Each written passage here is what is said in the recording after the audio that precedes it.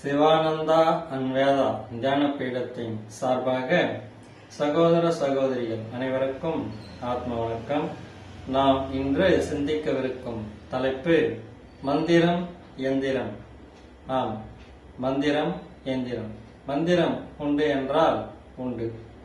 அது எப்பொழுது எந்திரமாக மாறும் என்றால், நாம் அந்த மந்திரத்தை தொடர் ஜபமாக ஜபிக்க வேண்டும். முதலிலே அது நமது உடலிலே உள்ள உடல் செல்களை பதிய துவங்கும். பின்பு மூளை செல்களில் பதிய துவங்கும். அதன் பின்புதான் அது எந்திரமாக மாறும். நாம் மந்திரத்தை தொடர் ஜபமாக ஜபிக்கும் பொழுது மட்டுமே அது மந்திரமாக மாறும். இல்லை என்றால் அது மாறாது. தொடர் ஜபம் என்றால் எப்படி என்றால், தினம்தோறும் தொடர்ந்து ஜபிக்க வேண்டும்.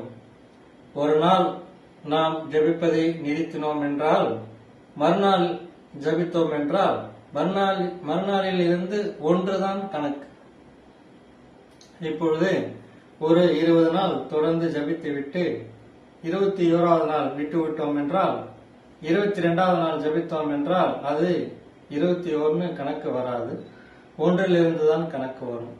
இப்படி நாம் மந்திரத்தை தொடர்ந்து தினம்தோறும் ஜபித்தால் மட்டுமே அது எந்திரமாக மாறும். எந்திரமாக மாறி நம் உடலை அது கட்டமைக்கும். ஒரு மந்திரத்தை எத்தனை முறை சொன்னால் அது நமக்கு சித்தியாகும் என்றால், ஒரு மந்திரத்தை 12 கோடி முறை சொன்னால் மட்டுமே அது நமக்கு சித்தியாகும். உதாரணத்திற்கு, ஓம் ஹங் கங் கணபதியே நமக என்று கணபதி மந்திரம் 12 கோடி முறை ஜபித்தோம் என்றால், விநாயக பெருமான் நம் முன் தோன்ற வேண்டும். இது இறை சட்டம். எப்படி நாம் அரசாங்கத்தின் சட்டத்திற்கு உட்பட்டு நாம் வாழ்ந்து கொண்டிருக்கின்றோமோ, அதுபோன்று இறை சட்டம் என்று ஒன்று உள்ளது. அந்த இறை சட்டத்திற்கு அனைத்து தெய்வங்களும் அனைத்து தேவதைகளும் கட்டுப்பட்டவையே. 12 கோடி முறை நாம் கணபதி மந்திரத்தை ஜபித்தோம் என்றால் கணபதி நம் முன் தோன்ற வேண்டும். இது இறை சட்டம்.